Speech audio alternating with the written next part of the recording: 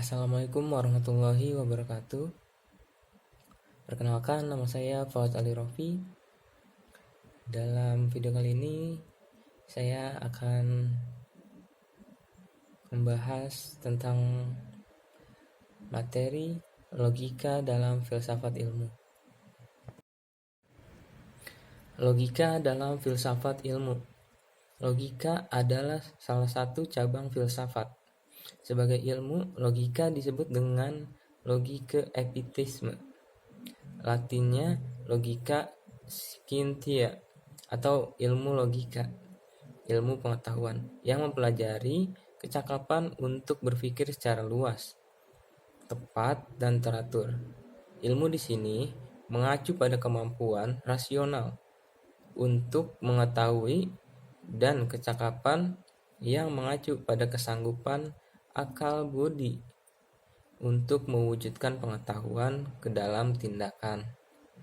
Kata logis yang dipergunakan tersebut bisa juga diartikan dengan masuk akal. Logika secara luas dapat didefinisikan sebagai pengkajian untuk dapat berpikir secara valid. Logika merupakan cabang filsafat yang bersifat praktis, berpangkal pada penalaran, dan sekaligus sebagai dasar filsafat dan sebagai sarana ilmu. Fungsi ini sebagai dasar filsafat dan sarana ilmu logika merupakan jembatan penghubung antara filsafat dan ilmu, yang secara terminologis logika didefinisikan teori tentang penyimpulan yang sah. Macam-macam logika menurut Deliang Guy pada tahun 1980, yaitu yang pertama, logika dalam pengertian sempit dan luas.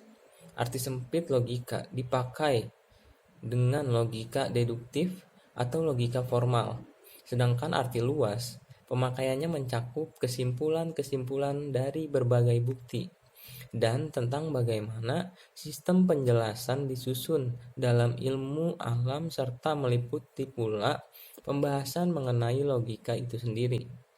Yang kedua, logika deduktif dan induktif.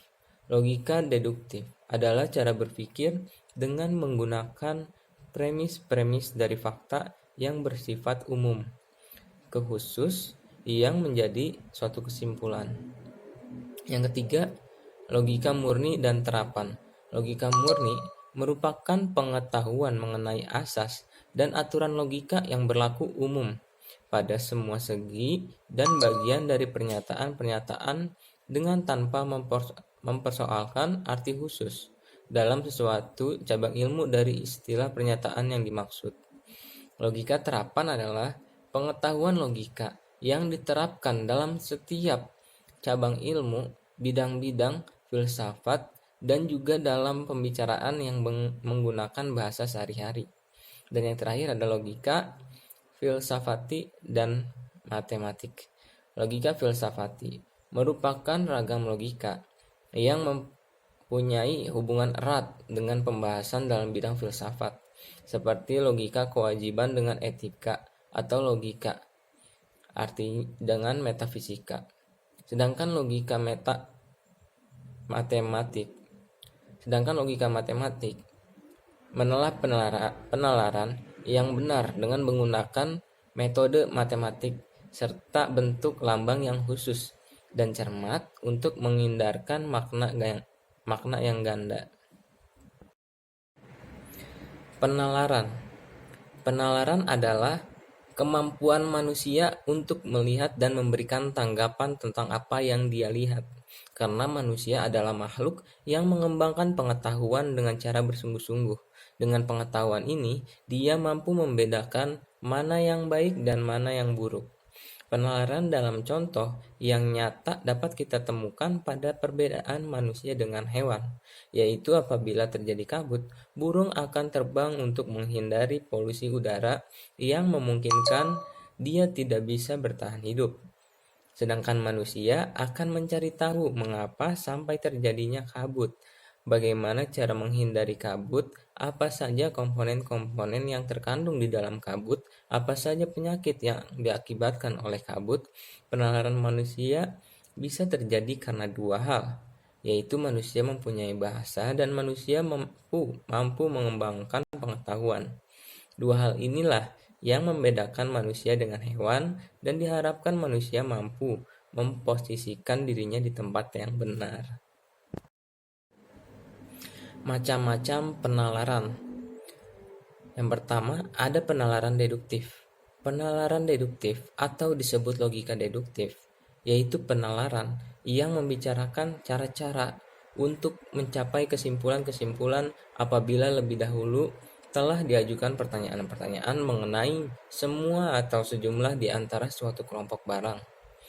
Kemudian penalaran induktif adalah penalaran yang disebut logika induktif, yaitu penalaran yang membicarakan tentang penarikan kesimpulan, bukan dari pernyataan-pernyataan yang umum, melainkan dari pernyataan-pernyataan yang khusus.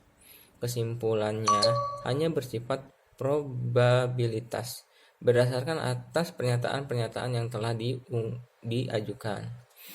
Penyimpulan secara kausal. Penyimpulan ini berusaha untuk menemukan sebab-sebab dan hal-hal yang terjadi. Sedangkan analogi, penalaran secara analogi adalah cara benalar dengan membandingkan dua hal yang mempunyai sifat yang sama. Kemudian ada pengertian berpikir ilmiah. Berpikir ilmiah adalah berpikir yang logis dan empiris. Logis adalah masuk akal dan empiris adalah dibahas secara mendalam berdasarkan fakta yang dapat dipertanggungjawabkan. Selain itu, menggunakan akal budi untuk mempertimbangkan, memutuskan, dan mengembangkannya. Menurut Sujono Sumargono, metode ilmiah secara garis besar ada dua macam, yaitu metode analitiko-sintesa dan metode non-deduksi. Macam-macam metode. Yang pertama, metode analisis. Metode analisis yaitu cara penanganan terhadap sesuatu objek ilmiah tertentu dengan jalan memilah-milahkan pengertian yang satu dengan pengertian yang lainnya.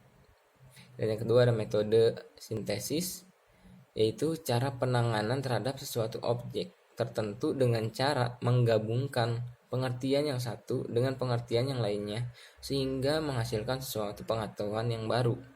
Dan yang terakhir ada metode non-deduksi. Metode ini merupakan gabungan dari metode induksi dan deduksi. Metode induksi yaitu suatu cara yang dipakai untuk mendapat ilmu pengetahuan ilmiah dengan bertitik tolak dari pengamatan atas hal-hal atau masalah yang bersifat khusus, kemudian menarik kesimpulan yang bersifat umum.